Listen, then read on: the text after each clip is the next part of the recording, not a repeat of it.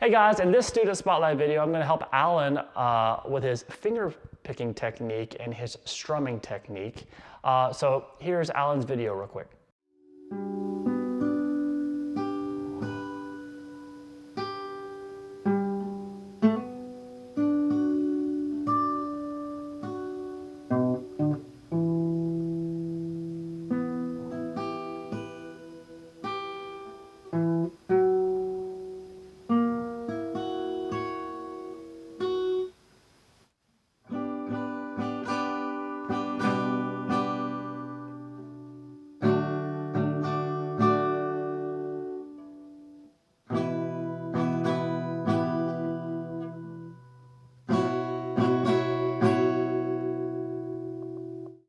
Okay, so before we get started, make sure you guys subscribe to the channel, and even if you already subscribed, please ring that little notification bell so you'll know when I do put out a new lesson. And please submit your own student spotlight videos for me to answer here in this series. I'm finding this a lot of fun, and hopefully you guys will learn a lot from it. So, Alan, it sounds like you're playing some Hotel California there or something. But regardless of what you're trying to play, there's a couple things I think we can talk about here. One is, if you want to just use your fingers here, so that's what I'll do here. Because you mentioned help with strumming, and I guess you said anything else you see. So I'll tell you some strumming concepts. But first, let's talk about your fingerstyle technique a little bit. Now, what I'm noticing with your fingerstyle technique, I'll just use an arbitrary chord. I don't have the capo and everything that you have. But what I'm noticing here is when you pick, especially with the fingers, they go up like that, and they kind of create this little claw thing. See that? That's a lot of tension. You can just see the tension in the fingers there. And it also gives the strings kind of a brittle sound because you're going up and kind of snapping the string. And then when you're picking the thumb, you're just doing that, and it just kind of sits there tense, and then you just kind of pick through. So let's fix this, and then you'll be able to be a lot more comfortable playing this stuff. All right, first of all, let's talk about the thumb. When you pick the thumb, let it fall basically into the index finger, not behind it, into the side of the index finger, and then just be relaxed. You don't want it sitting there in midair, okay? Now you can also use it if there's another bass string that's not ringing, you can move it there and just rest it there, and that keeps it relaxed as well too. For the fingers, which I think is the bigger issue here, let's lay them out across the strings real quick. This is kind of considered home position for classical guitarists, which is your index finger on the G string, the middle finger on the B, and then the A finger, or the ring finger, is on the high E string. So let's just get this stable position here. You can put your thumb on the A string and put these here and see how your fingers just kind of line up, kind of going down to the strings.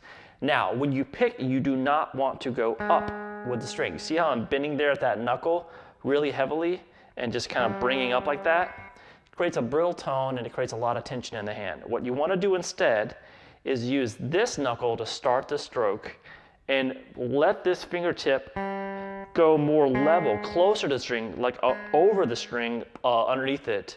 Like this is the D string. I'm going over that string, pretty close to it. And basically the finger is going in the direction of the palm, or back here to the wrist.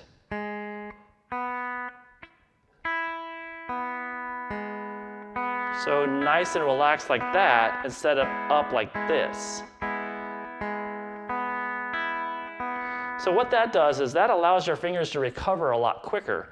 So when I just pick this index finger and I go more level instead of up, I use this knuckle, I pick towards the thing. Now this will still bend, but it's kind of like this is your, this knuckle is the hip and this is the knee.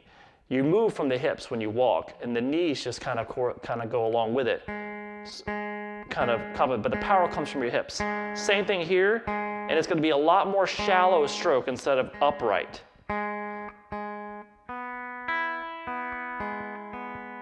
So that's going to make your fingers, when you do it, recover, come back out again.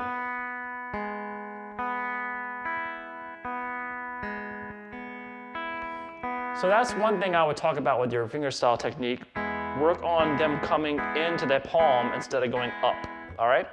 That'll help you out a lot. Now, when it comes to strumming, whether you're using a pick or where you're actually just using the back of your nails like you were, so I'll do that for you. The number one thing, no matter what you're doing, when you're doing a strum style, is to not stop the strum during the parts of the song that need to be strummed. Strumming style, whether you're counting and you're doing patterns or whatever, the one thing they all have in common with strumming style is the strumming never stops. So let's just take it with an E major chord, or that kind of.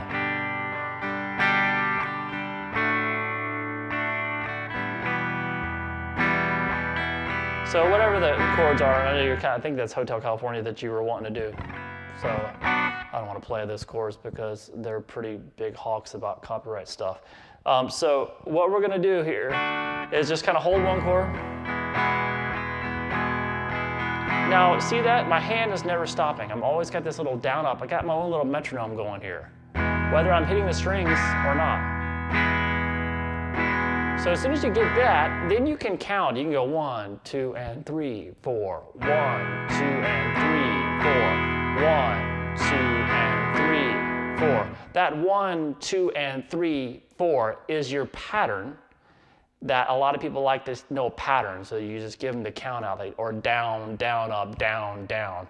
The problem with that is that a lot of people, beginner guitarists, see that and go, that means I go down, down, up, down, down. Technically that's right, but you see how my hand stopped between each one. And that's not what you want to do. You have got to keep this momentum going. So I go down, then I do an upstroke, but I miss the strings. But I still keep the feel because I kept moving.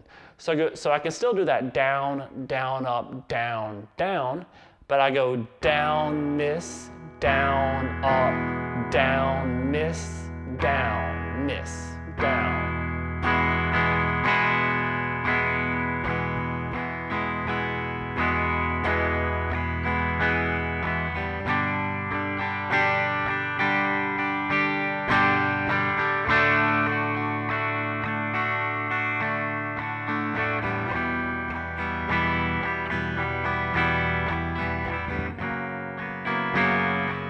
Kind of got away with one of the chords there, didn't I?